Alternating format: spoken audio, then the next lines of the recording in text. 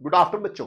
Good afternoon. मैं हूं professor Hare Ram Sinha from university of Delhi. बच्चों, आज के इस लेक्चर में मैं आप लोगों के साथ माइक्रो इकोनॉमिक्स पार्ट 2 के 10 मोस्ट इंपॉर्टेंट क्वेश्चन डिस्कस करने जा रहा हूं, जो कि आपके एग्जाम के लिए बहुत बहुत ज्यादा इंपॉर्टेंट है। तो बच्चों, बिना देर के हुए चलते हैं स्क्रीन पे, लेकिन उसके पहले आपसे एक रिक्वेस्ट है कि यदि आप इस चैनल पे नए हैं तो चैनल को सब्सक्राइब करके बेल आइकन दबाना ना भूलें। बच्चों, वीडियो को लाइक एंड शेयर भी जरूर करें। एक और इंफॉर्मेशन मुझे आपको देनी है बच्चों कि यदि आप यूजीसी नेट जेआरएफ इकोनॉमिक्स जून 2026 की तैयारी कर रहे हैं तो फिर आप ज्वाइन कीजिए मेरा संकल्प बैच। ये बैच इतना इफिशिएंट है कि आपकी सफलता की गारंटी देता है, क्योंकि इस बैच में मैं आप लोगों को दे रहा हूं वीडियो लेक्चर, जिसको जितनी बार चाहें जब चाहें आप देख सकते हैं, नोट्स बना सकते हैं, पीडीएफ नोट्स, प्रैक्टिस के लिए क्वेश्चन, रेगुलर डाउट सेशन, ये सब के सब आपकी सफलता को सुनिश्चित करता है। तो फिर देर मत करिए, आज ही आप इको पाठशाला का ऐप डाउनलोड करिए, कोर्सेज में जाइए और वहीं से आप डायरेक्टली ज्वाइन हो सकते हैं। और यदि किसी तरह का कोई इशू आ रहा है तो आप मुझे इस नंबर पे 9910569227 पे आप मुझे डायरेक्टली कॉल कर सकते हैं। चल बच्चों, अब देखते हैं आज का पहला क्वेश्चन कौन सा है। आज का पहला क्वेश्चन आपके स्क्रीन पे है बच्चों, ये है फैक्टर मार्केट से क्वेश्चन। ठीक है बच्चों, यहां पे दिया गया है कि एक प्रतिस्पर्धी फर्म श्रम को नियुक्त करती है जब तक कि MRPL इक्वल्स टू W, यानी marginal revenue productivity of labour equals to wage rate हो। यदि श्रम का सीमांत उत्पादन यानी MPL घट रहा है और बाजार में मजदूरी बढ़ रही है तो निम्न में से कौन सा सही प्रभाव होगा। बहुत सिंपल सा, MPL घट रहा है यानी MRPL घट रहा है लेकिन वेज रेट बढ़ रहा है, तो यदि वो और लेबर एम्प्लॉय करेगा तो प्रोड्यूसर को घाटा लगेगा। तो इसलिए अब क्या करेगा, चूंकि जो जिस लेबर को उसने हायर किया है अब वो कम प्रोड्यूस कर रहा है, उसकी प्रोडक्टिविटी घट रही है लेकिन वेज रेट बढ़ रहा है, तो अब प्रोड्यूसर क्या करेगा, जो एम्प्लॉयर है को क्या करेगा, वो कम लेबर एम्प्लॉय करेगा। वो क्या करेगा, कम लेबर एम्प्लॉय करेगा। तो इसमें से कौन सा ऑप्शन है बच्चों, इसमें से ऑप्शन देखिए, फर्म अधिक श्रम नियुक्त करेगी क्योंकि एमपीएल घट रहा है। बिल्कुल नहीं, अधिक क्यों करेगी, फर्म कम श्रम नियुक्त करेगी क्योंकि MRPL is less than W. Yes, इसका आंसर होगा बी, क्योंकि फर्म जो है, जो एम्प्लॉयर है, अब कम लेबर एम्प्लॉय करेगा, क्योंकि वो जो लेबर को एम्प्लॉय कर रहा है वो अब कम प्रोड्यूस कर रहा है, इसलिए वो कम लेबर एम्प्लॉय करेगा। ठीक है बच्चों, नेक्स्ट क्वेश्चन आपके स्क्रीन पे आप देख सकते हैं बच्चों। नेक्स्ट क्वेश्चन आपके स्क्रीन पे है, आप देखिए प्लीज क्या कह रहा है क्वेश्चन। ये भी फैक्टर मार्केट से ही क्वेश्चन है। एक मोनोप्सनी फर्म के लिए श्रम की औसत लागत 10 प्लस 0.5L है और श्रम की सीमांत लागत यानी MC 10 प्लस L है। यदि फर्म का श्रम का सीमांत राजस्व MRPL, marginal revenue productivity 40 plus 2L है तो लाभ अधिकतम करने वाला श्रम की मात्रा क्या होगी। आप बहुत अच्छी तरीके से जानते हैं कि इक्विलिब्रियम पे क्या होता है, MRPL equals to marginal cost of labour, यानी marginal revenue productivity is equals to marginal cost of labour. तो अब दोनों यहां पे दिया गया है, दोनों को आप इक्वेट कर दें, आपके सामने रिजल्ट आ जाएगा। क्या है बच्चों, यहां पे MCL कितना है 10 प्लस L और MRPL कितना है, ये देखिए एट इक्विलिब्रियम क्या होगा बच्चों, at equilibrium MRPL is equals to MCL यानी मार्जिनल कॉस्ट ऑफ लेबर। ठीक है बच्चों, अब ये दोनों की वैल्यू क्या है, MRPL कितना है बच्चों 40 प्लस 40 माइनस है 40 minus 2L equals to MC कितना है 10L, 10 प्लस L है। इक्वेट करिए आप इसको, ये देखिए ये इस साइड आएगा और ये इस साइड जाएगा, तो that is 40 minus 10 equals to L plus 2L। यहां पे 30 इक्वल्स टू 3L और L equals to 30/3 is equals to 10, यानी वो 10 वर्कर एम्प्लॉय करेगा, या आप कह सकते हैं 10 यूनिट ऑफ लेबर एम्प्लॉय करेगा। बच्चों, इसके पहले भी मैंने माइक्रो इकोनॉमिक्स पे एक सेशन किया है, इसी सेशन में, जिसमें माइक्रो इकोनॉमिक्स पार्ट 1 पे हमने ऑलमोस्ट 20 क्वेश्चन डिस्कस किए हैं।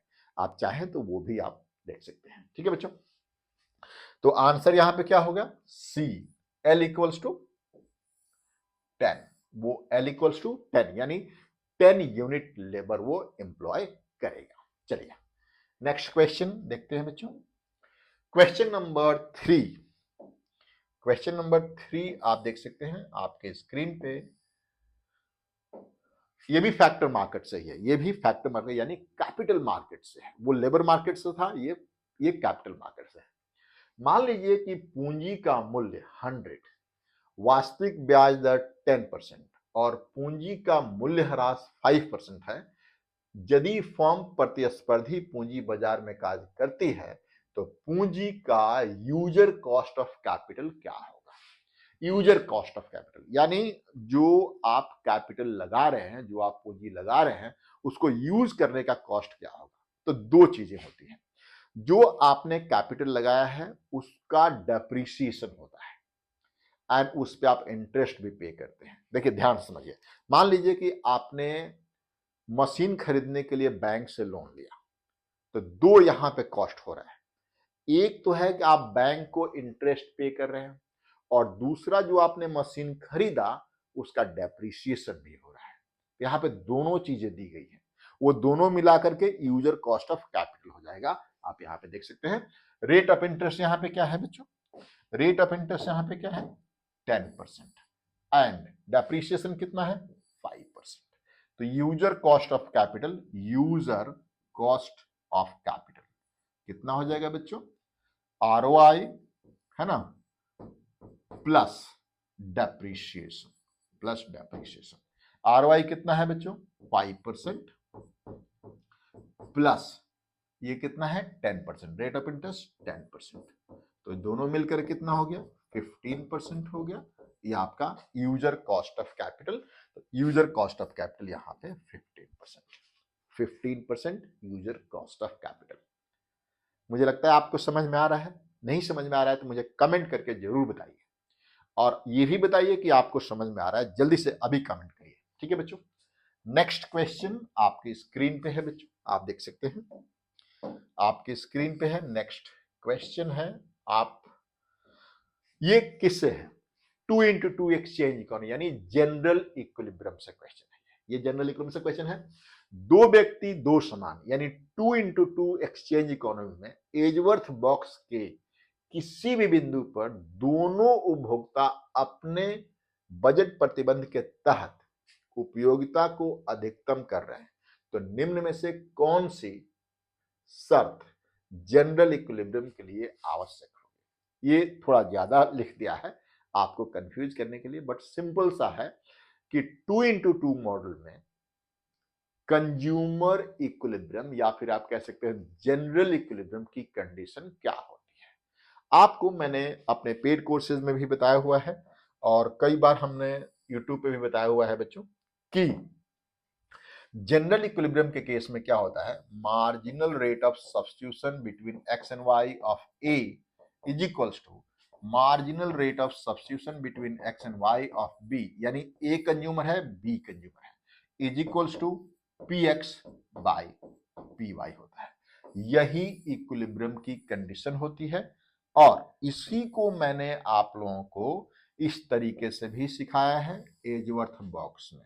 ये देखिए हमने आपको सिखाया है, ये आप देखिए ये आपका इंडिफरेंस कर्व और इसका इंडिफरेंस कर्व है ना, ये वाला जो पॉइंट होता है और यहीं पे ये प्राइस लाइन होता है, ये वाला पॉइंट होता है कंज्यूमर इक्विलिब्रियम का, सॉरी जनरल इक्विलिब्रियम का, जहां पे दोनों कंज्यूमर हमने दो कंज्यूमर की बात करी है, दोनों गुड्स की बात करी, तो जहां पे दोनों कंज्यूमर अपनी अपनी यूटिलिटी को मैक्सिमाइज करते हैं with in the given constraint, यानी जितना उनके पास पैसा और इंडाउमेंट है उसके बेसिस पे दोनों अपनी अपनी यूटिलिटी मैक्सिमाइज करते हैं। आप यहां पे ए होता है बच्चों और यहां पे बी होता है, ये इस तरफ मूव करता है और ये इस तरफ मूव करता है। ठीक है, तो क्या ऑप्शन होगा बच्चों, आंसर क्या होगा इसका? दोनों उपभोक्ताओं की एमआरएस समान हो, केवल एक उपभोक्ता की एमआरएस बाजार मूल्य के अनुपात के बराबर हो, दोनों की एमआरएस मूल्य के अनुपात से अधिक हो, एजवर्थ बॉक्स में किसी भी कॉन्ट्रैक्ट कर पर होना पर्याप्त है। नहीं, यहां पे आंसर ये होगा कि दोनों उपभोक्ताओं की एमआरएस समान होनी चाहिए, यानी हमने आपको यहां पे तो यही तो बताया है कि दोनों की एमआरएस बराबर होनी चाहिए और ये वाला पॉइंट उसी को रिप्रेजेंट करता है। बच्चों इस तरह के जो क्वेश्चंस है ना आपको कंफ्यूज करते हैं, तो मेरा एक सजेशन रहता है कि जो भी टॉपिक आपको ज्यादा टफ लग रहा है उस पर आप ज्यादा फोकस करिए, आप उस पर ज्यादा फोकस करिए, और जो आपको आ रहा है टॉपिक उसको आप रिवाइज करते रहिए। और इस तरीके से आपका, जैसे आप रिवाइज करेंगे, 45 कर रहे हैं कि वो जो मेरे पास है वो हमारे हाथ से फिसल ना जाए, मैं उसे भूल ना जाऊं, और दूसरा नया चीज अक्वायर करने की कोशिश करते रहिए। कंटिन्यूअस करिएगा, बता रहे कंटिन्यूअस करिएगा, तो आपको कोई छका नहीं सकता, कोई हरा नहीं सकता, और आप हर एग्जाम में अव्वल नंबर से पास होते जाएंगे। ठीक है, नेक्स्ट क्वेश्चन, क्वेश्चन नंबर 5 आपके स्क्रीन पे है बच्चों। क्वेश्चन नंबर 5 आपके स्क्रीन पे है, ये तो डेफिनेशन है। वॉल्डर्स लॉ के अनुसार यदि किसी अर्थव्यवस्था में n बाजार हो और n-1 बाजार संतुलन में हो तो बहुत सिंपल सा है, n बाजार हो, n-1 बाजार में संतुलन हो, 5 बाजार है, 4 बाजार में संतुलन हो, तो पांचवा बाजार अपने आप संतुलन की स्थिति में हो जाता है, और यही वॉल्डर्स लॉ है। वॉल्डर्स लॉ क्या बताता है कि यदि n मार्केट है, टोटल n मार्केट है, यानी 10 मार्केट है, 20 मार्केट है, और उसमें से 10 मार्केट तो 9 मार्केट इक्विलिब्रियम पे है, तो 10वां मार्केट अपने आप ही इक्विलिब्रियम पे हो जाता है। अंतिम nth मार्केट बाजार में अवश्य संतुलन में होगा। यस, सही है, ये ए बिल्कुल पहला ही यहां पे सही है। ठीक है बच्चों, चलिए नेक्स्ट क्वेश्चन, क्वेश्चन नंबर 6 आपके स्क्रीन पे बच्चों। क्वेश्चन नंबर 6 आपके स्क्रीन पे देखिए प्लीज। यदि दो उपभोक्ताओं की एजवर्थ बॉक्स में कॉन्ट्रैक्ट कर्व सदैव नीचे की ओर ढलान वाली है, तो इसका मुख्य कारण क्या हो सकता है? दोनों की वरीयताएं समान हो, आइडेंटिकल प्रेफरेंसेस हो, एक उपभोक्ता के पास पूर्ण प्रतिस्थानीय यानी परफेक्ट सब्स्टिट्यूट वरीयताएं हो, दोनों की एमआरएस बराबर होने की एक के लिए एक की उपयोगिता कन्वेक्स होनी चाहिए, टेस्ट अत्याधिक कंप्लीमेंट्री होनी चाहिए। क्या होगा इसका आंसर बताओ? आप बहुत अच्छी तरीके से जानते हैं, यह होगा दोनों की वरीयताएं समान होनी चाहिए, यानी आइडेंटिकल प्रेफरेंस होगा, तब कॉन्ट्रैक्ट कब डाउनवर्ड स्लोपिंग की तरफ होगा। ठीक है, नेक्स्ट क्वेश्चन आपके स्क्रीन पे बच्चों आप देख सकते हैं, इसको मैं थोड़ा बड़ा करता हूं, ये देखिए, कॉम्पिटिटिव इक्विलिब्रियम पैरेटो इफिशिएंट क्यों होता है? Obviously competitive equilibrium Pareto efficient इसलिए होता है कि हर इंडिविजुअल, हर फॉर्म, हर प्रोड्यूसर, हर कंज्यूमर एंड हर प्रोड्यूसर, हर कंज्यूमर अपने आप की यूटिलिटी को मैक्सिमाइज करने की कोशिश करता है, एंड परफेक्ट इंफॉर्मेशन भी होता है। तो आंसर क्या होगा बच्चों यहां पे? क्योंकि हर उपभोक्ता को समान वस्तु मिलती है? नहीं, क्योंकि हर उपभोक्ता अपनी उपयोगिता ट्रांसफर इक्वल बनाता है? बिल्कुल नहीं, क्योंकि कीमतें उपभोक्ताओं को ऐसा चुनने पर मजबूर और बाध्य करती है। यस, ये होगा आंसर, होगा यहां पे सी। ठीक है, नेक्स्ट क्वेश्चन, क्वेश्चन नंबर 8 आपके स्क्रीन पे देख सकते हैं आप लोग बच्चों। प्रोडक्शन प्लस एक्सचेंज इकोनॉमी में सेकेंड वेलफेयर थ्योरम सत्य होने के कौन सी शर्त कठोर रूप से आवश्यक है? फिर समझिए, सेकेंड वेलफेयर थ्योरम को वैलिडेट करने के लिए, यानी सत्य होने के लिए कौन सी शर्त कठोर शर्त के रूप में है? तो सबसे पहली बात कि यहां प्रेफरेंसेस कन्वेक्स होनी चाहिए। प्रेफरेंसेस कैसे होनी चाहिए? कन्वेक्स होनी चाहिए। ठीक है, नेक्स्ट क्वेश्चन आपके स्क्रीन पे, क्वेश्चन नंबर 8, वेलफेयर इकोनॉमी से क्वेश्चन बच्चों। ये आपके वेलफेयर इकोनॉमी से क्वेश्चन है। कार्डर हिक्स कंपनसेशन क्राइटेरिया किस सिद्धांत पर आधारित है? बहुत ही सिंपल सा है। कार्डर Hicks compensation criteria real income पे बिल्कुल नहीं है। पोटेंशियल कंपनसेशन, लाभार्थी हानिग्रस्त को मुआवजा दे सकता है। Yes, it is B. आपको बताया गया ना कि इसको इस तरह से एडजस्ट, जब भी कोई चीज, जब भी कोई सिस्टम को एडजस्ट किया जाएगा तो एक आदमी को लॉस होगा और दूसरा फायदे में रहेगा। तो जो फायदा होता है, जिसको जिसको लाभ होता है, वो अपने लाभ में से कुछ चीजें, कुछ अमाउंट जिसको घाटा हो रहा है उसको यदि वो कंपनसेट कर देता है तो वेलफेयर इंप्रूव माना जाएगा। अब लाभ मतलब कुछ कंपनसेट करने के बाद भी उसके पास बचता है, तब भी उसे आप क्या कहेंगे? उसे आप कहेंगे वेलफेयर इंप्रूव हुआ है। तो पोटेंशियल कंपनसेशन माइनस लाभार्थी हानिग्रस्त को मुआवजा दे सकता है। यह आंसर हुआ। क्वेश्चन नंबर 9 आप देख सकते हैं आपकी स्क्रीन पे बच्चों। क्वेश्चन नंबर 9 आपके स्क्रीन पे है।